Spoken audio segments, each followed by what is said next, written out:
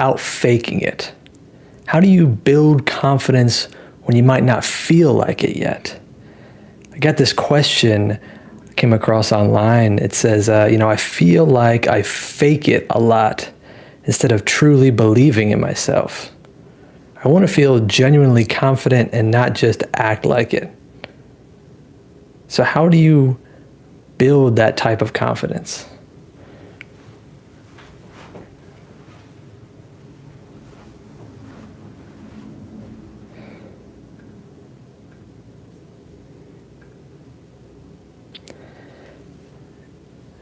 Pardon me for the pause here. My name is Caleb Morgan. If you're just joining us for the first time, I am a motivational speaker and coach, and my mission is to help you break the illusions that are holding you back so you can build your confidence and achieve what feels impossible right now.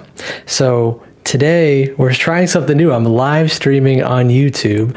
I had to pause just to make sure the video was going and everything. I didn't see it actually happening here on the screen, so I wanted to make sure that everything was good. I'm going to be, monitoring and making sure that this all works well. I check the audio here. Yep, audio is still good. Perfect. I have a quick funny story is that I actually did this live stream yesterday for the first time in a long time. And about halfway through the video, I adjusted the microphone, and then the rest of the video had zero audio. So I'm like watching it back, and I'm like, oh, this is going well. And all of a sudden, I adjust the microphone, and no audio for the rest of the time. So I wanted to double check real quick. I'm working on the tech a little bit. We're going to hopefully have some better setup so that I can, monitor that. But hey, we're here. We're doing it. We're building confidence without faking it, okay? So let's talk about that. Let's talk about what that means today. And when I think about how do you build confidence, like I said, in response to this question I saw online here, wanting to feel genuinely confident and not just acting like it, not just faking it. So many people, we hear fake it till you make it, right? And this question comes in to say, hey, how do I actually build confidence? How do I not fake it till I make it? Kind of thing. And when I think about that, it brings up one of the first magic tricks that I ever did in my career, right? So years and years ago, I was brought in for my first ever gig. And it was actually at a restaurant. I was brought in by another magician to perform at a restaurant, at this buffet style restaurant, which is funny to me because it means if it's a buffet, I'm literally always interrupting people, right? There's no downtime in a buffet. So people are always eating, arriving, eating, and leaving. And so I'm like interrupting and, offering to show a little entertainment. And, I didn't really know what I was doing. I was learning new things. I was trying new things and just giving things a shot. And one of the first things that I was ever working on was something like this, being able to show somebody a random card, doesn't matter, in this case, Jack of Spades, and then have them hold their hand out or, put it under the table or something, and then just kind of make it look like I could switch the card like that. I actually switched the card, make it look almost like it changes, right? And that was astounding for people. It was like this, one of the most magical, amazing things that you can do is have something look like it changes, transforms right in front of them. And, even if I explain, hey, I switched the card, there's a technique for me to be able to switch cards in front of people. It's still amazing because it's like, wait, I didn't even see it, right? And I remember one of the first times I was doing that, I remember there was a gentleman by the, maybe 2 or 3 tables in from the door of this restaurant I performed at like a decade ago, like a long time ago. And I remember doing the move right in front of him as part of one of the tricks. Here is not your card, okay? And then now it's going to change into your card and boom. And he proceeded to go, I know what you did there. And he started telling me exactly what I had just done. He explained exactly correctly how the technique actually worked, right? Because it's a technique. I'm not hiding anything. But back then, I was really like careful and guarded about like, oh, I don't want to look silly in front of people. And so I was completely shocked. I was like embarrassed. It's like, oh, I have nowhere to go now. I'm like exposed everything that I've been trying to work hard to keep a secret. He just blatantly called it out. And it was that interesting period where it's like, oh man, it's like I totally failed in public. But really, that was like a catalyst to me learning more, to me developing and getting better. Because what I did was I worked on that and worked on that technique, and learned many different ways to do it and many different timings to do it in different performances, many different angles and ways to do it, so that now, years and years later, I'm able to have people staring at all, angles all around me, have them say things off the spot, and all of a sudden I can do that technique and use it.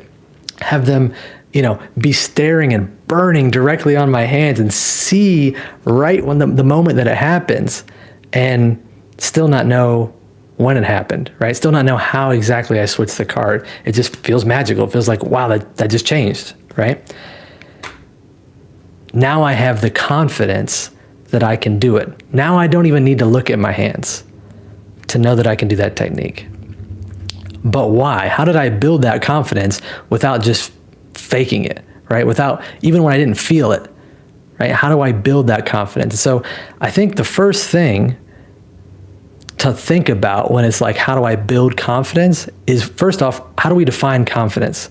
And so for your entertainment and convenience, more convenience than entertainment, I went ahead and looked up the dictionary definition of confidence. By the way, if you have any questions or any thoughts or anything to add to the conversation as we're going through, I just want to jump on and share my thoughts on how to build this confidence, what I've learned, what I've seen, how I think about this. Add any thoughts or comments or questions that you have below in the chat. I'm going to check on those as we go, so just feel free to interact. I love the interaction and the engagement. So confidence, according to the dictionary here, is the feeling or belief that one can rely on someone or something. And then it says firm trust. So this question that came in originally, I feel like I fake it a lot instead of truly believing in myself. I want to feel genuinely confident. Well, how could you feel genuinely confident if there's nothing to trust in? There's nothing firm to have a firm trust in. There's nothing you can rely on. This feeling or belief that you can rely on someone or something, where does that come from? Where it comes from a track record, right? It comes from evidence, seeing over and over something that you've now said, okay, I've seen this several times. I know that I can have confidence in this. I know that I can trust in this, have that firm trust. The way I see it is like a snowball. Imagine that confidence is like this big snowball that's been, as you roll a snowball. Now, I'm here in North Carolina, so like we just had the biggest, I guess, winter storm we've probably had in a while, the biggest threat of ice storm. Thank the Lord it wasn't that crazy, but we don't get a whole lot of snow down here. I have some different family members and different friends and people from different parts of the country. And so I've seen other places get a lot more snow than here. But here, we don't have a whole lot of snow. But I have played in the snow before. I have been to different parts of the country where you go sledding and things like that. So wherever you're from, if you can imagine being in the snow, when you start to roll a snowball, it starts out small, right? And you keep pushing and pushing, and you kind of pack more and more snow on top of it, and it kind of gets more and more large. It's kind of a silly demonstration. You understand what I'm saying? And it gets bigger and bigger. And as you end up having to push and roll it because it's too big to even carry anymore. And as you roll, it gets bigger and bigger and bigger, like if you're making a snowman or something like that. And now it's huge. What started off as this little teeny tiny snowball is like this massive snowball now, okay? We're going to think of confidence as this big snowball, this big end game, right? Which means that there's a couple steps before that.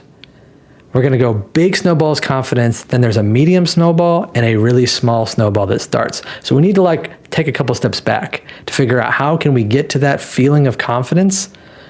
Let's take a couple steps back. And the first step back would be like a medium-sized snowball. That's another C. These are 3 C's, okay? This one, before you get to confidence, you got to have something called competence. Competence. Now, the dictionary definition, my words are getting crazy today. The definition for competence is the ability to do something successfully or efficiently.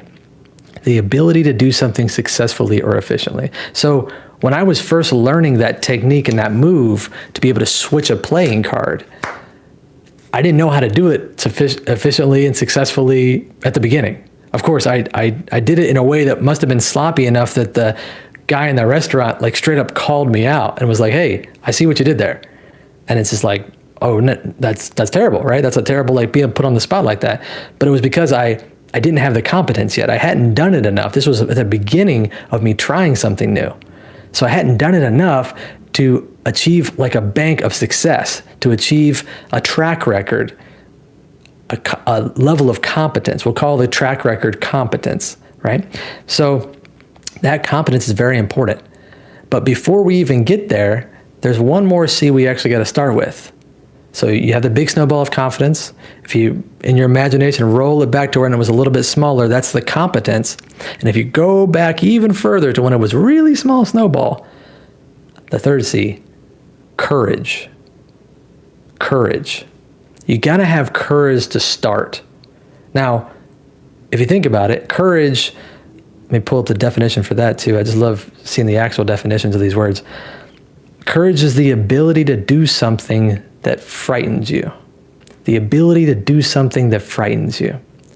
And it's going to be great being able to do more and more live streams like this, more and more videos like this, and engage with you and share, because a lot of what I do when I speak is breaking down how we can overcome fear, how we can overcome fear as an illusion, and how we can, some of my story and how I grew up in a whole lot of fear, grew up in like a really abusive situation, and how that, and it had a bunch of other adversities and things that happened, and how that really shaped fear in my life and made a lot of fear, and how I was able over time, thank the Lord, to break through those fears, and different strategies that you can take to also break through and overcome fear. And we don't really have time to get into all that today, but courage is that ability to do something, as it says, that scares you, ability to do something in spite of fear, right? And so if you think about the snowball example, right? If you start with courage as the little snowball, start with taking action, right? Back when I was first learning that technique and first switching cards, even though I didn't know what I was doing exactly, even though, I knew what to do, but my muscle memory hadn't developed yet. I hadn't built the efficiency and success that I needed to do it correctly. I had the courage to even try, which was a good thing, right? I was just going for it, which is good. And once you get that courage and you just decide to take a step, decide to go, all of a sudden you do that over and over and over and over and over and over, and that snowball gets bigger and bigger and bigger and bigger, and eventually you're in the middle stage. You're at competence. You're at, hey, now I can successfully do this. Eventually, after messing up in front of that one guy, trust me, I practiced a lot. I kept working on it and working on it and working on it till this felt natural in my own hands, the sleight of hand, working so hard magicians do to try to do something that you will never see, the audience will never see the benefits of. They will see the benefits of it, but they'll never see it actually happen, right? Working, and then trying and practicing, all of a sudden I developed this level of competence. I can successfully, efficiently do this thing. And then as I keep doing it over and over successfully, over and over and over, I might have a failure a few times, but it's less and less and less, and I'm tweaking and adjusting and trying new things, and eventually that snowball gets so big that now it's on the level of confidence. Now I don't have to think about the move anymore. Now I don't have to think about how am I going to position this based on what's going on. Now I can separate the actual action that I'm taking from the environment and be able to place this tool in the correct spot to achieve what I'm trying to achieve, right? If I'm trying to accomplish getting people excited and, in the magic trick on this side of the room, I can change things. If I'm trying to do this on a stage, I've done this technique, versions of this on a stage in front of a couple people, right up close to people's hands, and on a stage of 3,500 people, right? And what does that come down to? That comes down to starting with courage when you don't really know how to do exactly what you're doing yet, just going for it. Building that up over and over and over, repetition to get to competence. Now I can successfully do this thing. and continuing to build the competence over and over and over and over success until you get to confidence. Now I feel confident. Now I know I can do this based on the track record that I have. Now I don't have to fake confidence. I can actually do the thing with confidence because I know I can do it. The other thing to think about, and let me just check on our stream here. Yeah, we're doing good. Okay. I want to mention one more thing before I go to questions, if anybody has any questions, is the definition of confidence again. Another really good example, just so we can see how this kind of comes full circle and applies in different areas, is it says, the definition of confidence, the feeling or belief that one can rely on someone or something, right? We've been talking about something, like rely on your ability to do something, your skill to accomplish a task. But this also comes into play when you have to rely on someone. Why do you rely on someone? Why do you have, as it says, firm trust in someone else or in what they promise they can do? Well, is it not because of their track record, right? Is it because of the evidence that you've seen over and over? They've been faithful to do the thing that they said they would do. They've been competent. They have successfully, efficiently accomplished the things that they've said they're going to do over and over, which you might not have seen the courage that happened, right? Or maybe they're just competent at it, but you've seen the competence. That's a little confusing. Let me say it this way. For people, for like coaches that, work with you, mentors, teachers, that kind of thing, parents, it's like we might not have been around when they were trying things out and learning to get competent, right? But now we can see the evidence, the track record of competence, and now we can have confidence in them, in their ability to do the thing that they say they can do, or they say that they will do, right? That reliance, that firm trust because of the faithfulness they showed over and over. Another example is, like for me, believing and trusting in what the promises that God says to me, right? Knowing that when he says, hey, I'm going to take care of you, just like I take in the Bible, it talks about just like I take care of the birds and the grass, right? And these kind of things, and they're not worried about stuff. Don't worry about life. Like I'm going to take care of you, take care of your needs. And I have actually seen that happen over and over. When I've had prayers specifically, hey, we need resources in this circumstance, or I need help here, and having that specific answer to that specific prayer, out of nowhere, getting the solution that I needed, I can know that Jesus is going to be someone I can have confidence in, that he's going to provide, he's going to take care of me, right? Just like he says he will, because I've seen him do it over and over and over. I don't have to have this, blind faith. I can have faith in the truth, right? I've seen it happen. So the same way we can have that confidence in someone, the same way we can have that confidence in something, right? And a lot of times this is like in ourselves. That's what I understand from this question that came in originally. This person wants to feel confident, genuinely, not just act like it, but feel like it in their own abilities. And so it starts with courage, rolls the snowball into competence, and then roll that snowball into confidence. And so my question for you is, what is that one small step you could take today, not tomorrow, today? It might be inconvenient, but today, to move in courage. Get a little bit of courage. Honestly, yesterday when I did this live stream, it's funny because like I said, the audio cut out and everything, but I didn't really have, or I did have, I guess, courage, but I didn't want to get on the live stream. I didn't want to hit the go live button. I was just nervous. But what's that one thing? Like, I pushed the button, I went live. The first part of this video is a little choppy, right? Because I was trying to check the tech and make sure everything was good. But what's that one thing that you can do today to step in courage, and then do it over and over and over and over until it rolls into competence, and then keep doing that, being successful until it rolls into confidence. So I'm going to look here at the chat and see what kind of questions we have. If anybody has any questions, feel free to add them to the chat. Let me take a little drink of water here.